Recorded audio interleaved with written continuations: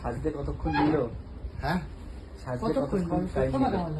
না না কতক্ষণ জামাইয়ের 15 মিনিট, 15 মিনিটও না। আমি শুরু করেছি কটা 3:30, 3:20 হ্যাঁ গো, সবাইকে সাজিয়ে, বাড়ির প্রত্যেককে সাজিয়ে রান্না করে রান্না করে বাচ্চাকে সামলে ফাইন। এখন বাচ্চাই রেডি হয়নি, ঘুমোচ্ছে। না ঠিক আছে ঠিক আছে, এভরিডে মানে আমার বসেস।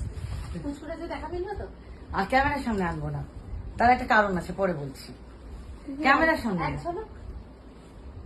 কারণে বলছি, আমি বলছি কারণটা কেন। এমনি তোমাদের দেখা মিলবে ওর সাথে। কি রান্না করলে সুমেদি? আমি করেছি একটাই পদ, বিশেষ কিছু করিনি। আমি করেছি মাটনটা আজকে, আর বাকি যেটা করেছে সেটা মা করেছে, আমার রান্না দিদি করেছে, মাসি করেছে, আমার দিদির মেয়ে করেছে, দিদি করেছে, সব মিলিয়ে মানে বিভিন্ন রকম ভাগাভাগি করে এনসেম্বল রান্না হয়েছে আর কি। এনসেম্বল মানে ধরো মাছের প্রিপারেশন গুলো, সেগুলো হয়তো দুটো মাছে, ইলিশ মাছ, পাবদা মাছ সকালবেলা মাসি করে দিয়ে গেছে। তারপরে ধরো চিংড়ি মাছটা আমার মা করেছে, মাছের মাথা দিয়ে মুগের ডাল আমার মা করেছে, দিদি ধরো আলু ভাজা করেছে, আরো যা যা পদ সব কি কি করেছে আমিও জানি না, আমি অনেক দেরিতে ঘুম থেকে উঠেছি। আমার সব মাছ পছন্দ, আমি খুব মেচো। আবার উল্টো দিকে দেখতে গেলে মাটন দেখিয়ে আমায় অপহরণও করা যেতে পারে।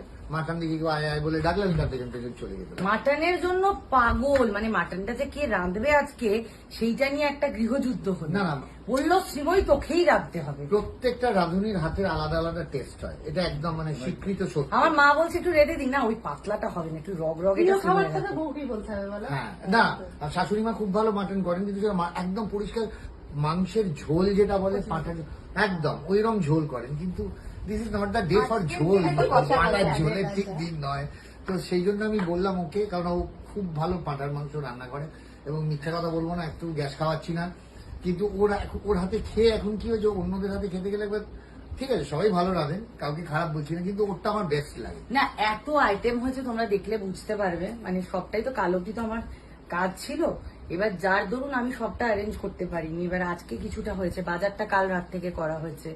এবার আমার রান্না দিদি সকাল 5টার সময় এসে কিছুটা করে দিয়ে গেছে, এবার দিদি কিছুটা করেছে, দিদির মেয়ে কিছুটা করেছে, মা আমি সবাই মিলে একটা আরেকটা জিনিস সেটা হলো যে আমাদের বাড়িতে, মানে এটা তো আমার প্রথম জামাই ষষ্ঠী, কিন্তু ওর বর দিদি আছে, ওর দিদি আছেন, সেই জামাইবাবু পুলিশে আছেন, সেই জন্য থাকেন আসানসোল। তো সেই জন্য তারা কোনো সময় জামাই ষষ্ঠীর দিন আসতে পারে না। তো দিস ইজ দ্য ইয়ার যেখানে বড় মানে জামাইবাবু, বড় জামাইবাবু এসছে, আমরাও এসছি।